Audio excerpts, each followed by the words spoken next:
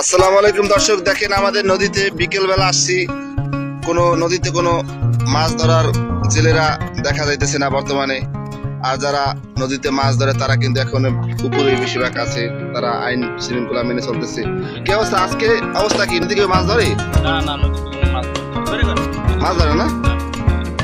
আর এমনি মাছ পাওয়া যায় যে কেউ ধরছে? পাওয়া যায় নাকি জানলে তো পায় না। ও বানা না, পায় না, সরকার আইন করে। কয়দিনের আইন করছে? কয়দিনের? 22 দিন। 5 দিন হয়েছে? কয়দিন?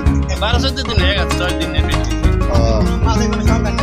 যাই হোক দর্শক, আপনারা দেখতেছেন নদীতে কিন্তু কেউ জাল পায় না। যারা নদীর পাড়ের জনগণ আছেন তারা কিন্তু অবশ্যই বলছেন এটা আনাসর লঞ্চ ঘাট। তারা কিন্তু বলে দিয়েছেন যে বর্তমানে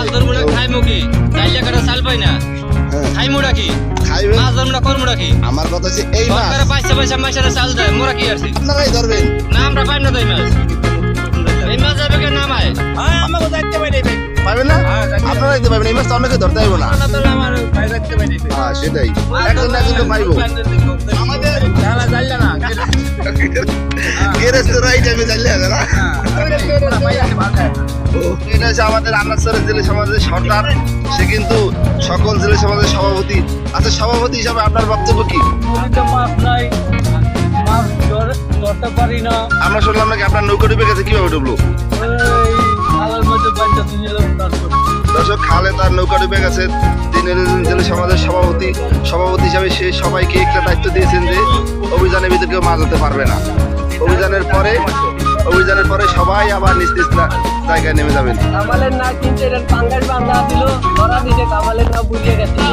কি মাছ পাইছেন এবছর?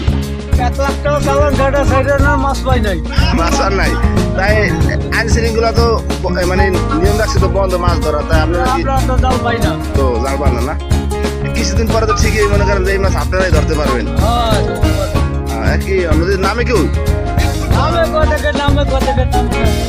কিন্তু এখানে তো তাহলে আর কোনো সমস্যা নেই। আমরা চলে যাবে কোনো আন্ডারসারে মানুষ আইন শৃঙ্খলা মেনে চলে, তারা কিন্তু আইনের প্রতি শ্রদ্ধাশীল।